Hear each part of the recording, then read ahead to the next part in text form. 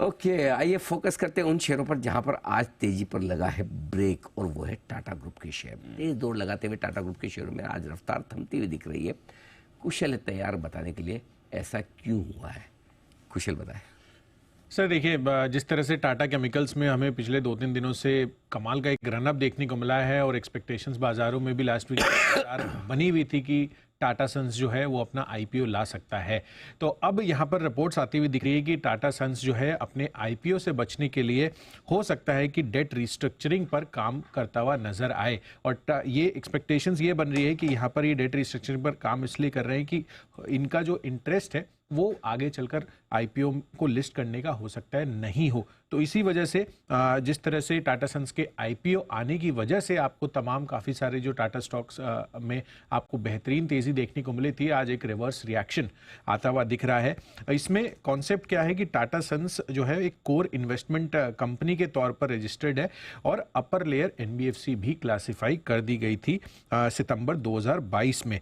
In fact यहाँ पर CIC registered होने के कारण कंपनी की दो शर्तें को पूरा करना होता है। एक तो पहला कि सीआईसी यानी कि कोर इन्वेस्टमेंट कंपनी की एसेट्स जो है 100 करोड़ से ज्यादा की होनी चाहिए और साथ ही 3 साल के अंदर इसको लिस्ट भी होना होगा। तो यहां पर सितंबर 2025 जो डेट बैठती है एनबीएफसी भी क्लासिफाई होने के बाद कि सितंबर 2025 तक इनको लिस्ट होने की ये कंडीशन आई हुई थी, of course being core investment company. अब यहां पर डेट को अलग एंटिटी में अगर ये ट्रांसफर कर देते हैं, FY23 में टाटा सन्स का कुल कर्ज करीबन 20,000 करोड़ रुपए का था, तो उसको अगर ये अलग एंटिटी में ट्रांसफर कर देते हैं तो या डेट फ्री होने को अगर देख लेती है और कंप्लीट जो बोरोइंग्स है अपनी रीपे कर देती है, तो यहाँ पर जो कंडीशंस है पहली एसेट वाली वो हट जाएगी। और इस कारण से जो लिस्टेड टाटा ग्रुप कंपनीज का जो टाटा सन्स में हिस्सा है वहाँ पर आपको अब फोकस कर चलना है। रीजन बीइंग अब कंडीशंस ऑफ कोर्स अगर हट जाती है तो ये कोर इन्वेस्टमेंट कंपनी में क्लासिफाई नहीं होगी। इससे की वजह से इनका 3 साल बाद जो लिस्ट होने की बात है वो अब मैंडेटरी नहीं रहेगा। तो ऑफ कोर्स इस वजह से टाटा सन्स अगर आईपीओ नहीं लेकर आता है, वो लिस्ट नहीं होता है, तो जो एक्सपेक्टेड बेनिफिट मिलने वाला था टाटा केमिकल्स को, जिसकी 3% करीबन हिस्सेदारी है, जिसकी ओवरऑल वैल्यू करीबन 20,000 करोड़ रुपए की बन रही थी, तो ऑब्वियसली वो जो बेनिफिट है वैल्यू अनलॉकिंग का वो आगे चलकर नहीं मिलेगा अगर टाटा सन्स का आईपीओ नहीं आता है।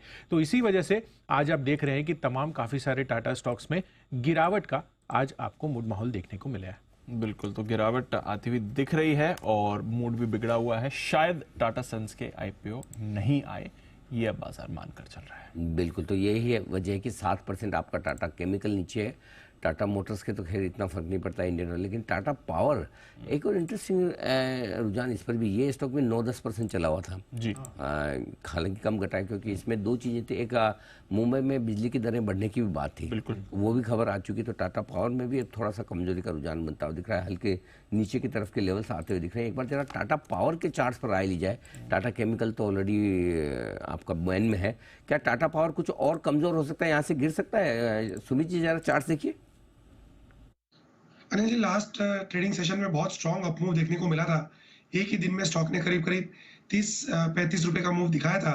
तो थोड़ा सा साइडवेज और थोड़ा सा प्रॉफिट बुकिंग आ सकता है, बट ओवरऑल सेक्टर मजबूत है और ये स्टॉक मजबूत है। तो जब भी अब ऊपर में ये 430-435 का लेवल तोड़ेगा तो 450 का लेवल क्रॉस करेगा। तो थोड़ा सा साइडवेज होने के बाद लोअर लेवल्स पे 410-405 के आसपास वापस से खरीदारी बनेगी।